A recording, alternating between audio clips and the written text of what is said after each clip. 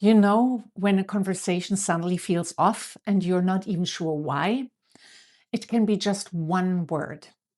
Always, never, why, but, just.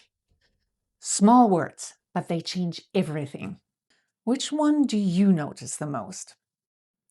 You know, when someone says, "You always do this," and suddenly you're not even talking about what just happened anymore. Something small just happened. Your husband was late. Not a big deal, just late. But you're so frustrated because your friends are already waiting in the restaurant. And this has happened before. You actually want to scream because you're so frustrated. Or your sister forgot again to tell you that George has called. She knows how important it is for you staying in touch with him, how much this means to you. But no, you are not important enough for this selfish little bitch. And then comes the word.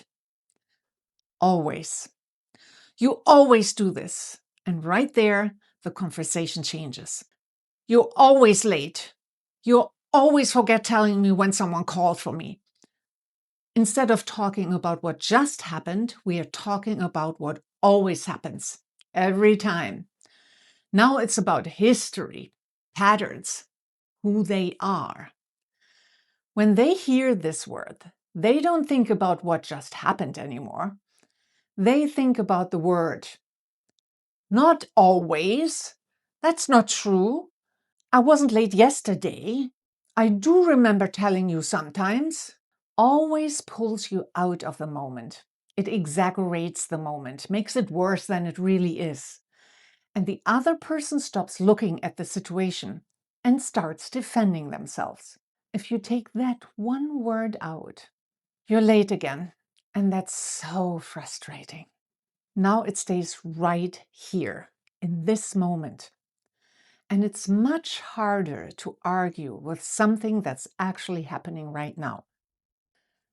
And then there's the sister of always. Never. As soon as someone says to you, "You never," you have to deal with a much bigger situation than what is happening right now. Imagine this. You're in a conversation. You're talking about something small, nothing important. And maybe you check your phone for a moment. And suddenly, "You never listen to me." Or how about this? Your mother calls you on a Sunday morning. You pick up, and the first thing she says is, "You never answer my phone calls." And right there, it's hard to keep the conversation going. "You never listen to me. You never pick up." What do you even say to that? It sounds like it's about this moment, but suddenly it's about all the times or no times at all. And all you can think is, "That's not true. I'm listening. I literally just picked up." Never makes people argue instead of listening. Because now you're not responding to what happened. You're responding to this one word. If that word isn't there, "I called you a few times and you didn't pick up." That feels different. It stays in the moment, and the conversation has somewhere to go. When someone responds with just one word, "Why?"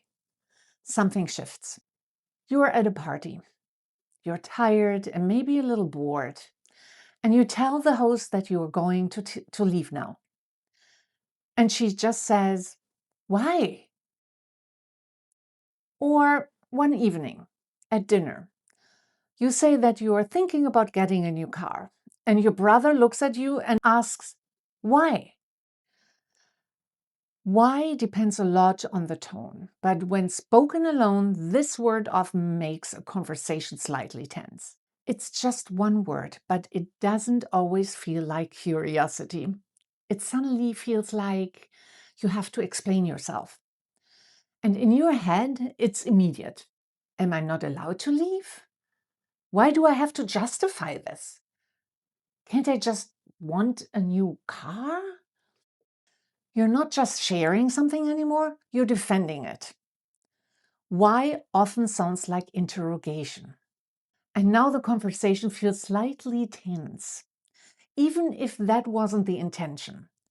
If the question sounds a little different, like long day, thinking of upgrading, it lands differently. Now you can explain without feeling like you have to defend. You know, when someone says something nice and then comes the word but, and suddenly everything that was said before this word is forgotten. You show your latest painting to your best friend, and her response is, "This painting is really nice, but I think the composition is slightly off." Or at work, your supervisor calls you in to give you feedback on yesterday's presentation.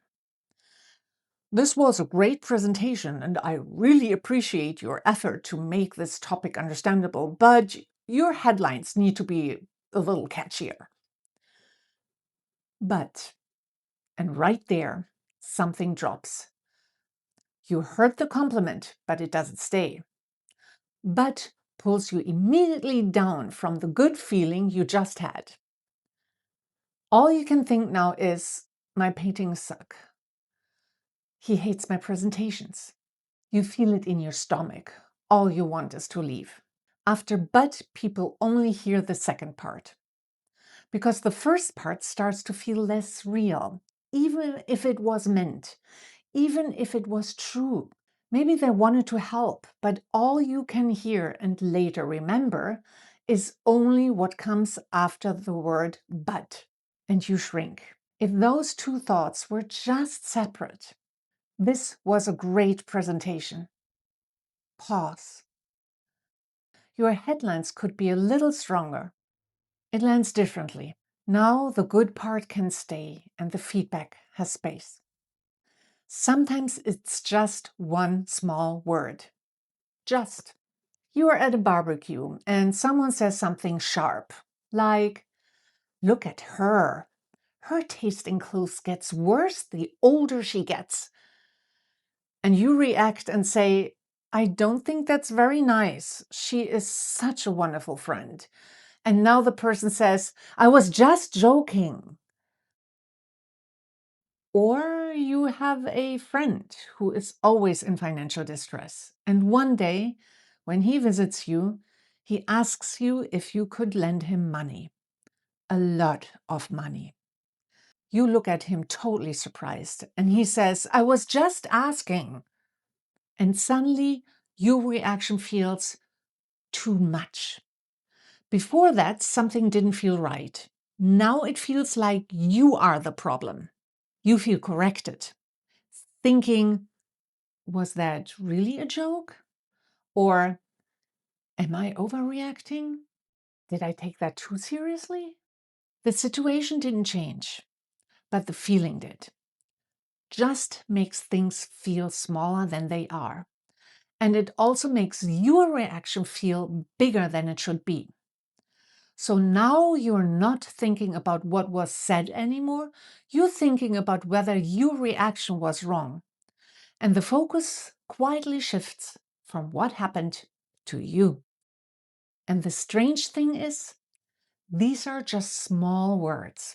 Always, never, why, but, just. You hear them every day. You use them every day. But once you start noticing them, you also start noticing how quickly a conversation can change. Sometimes because of just one word.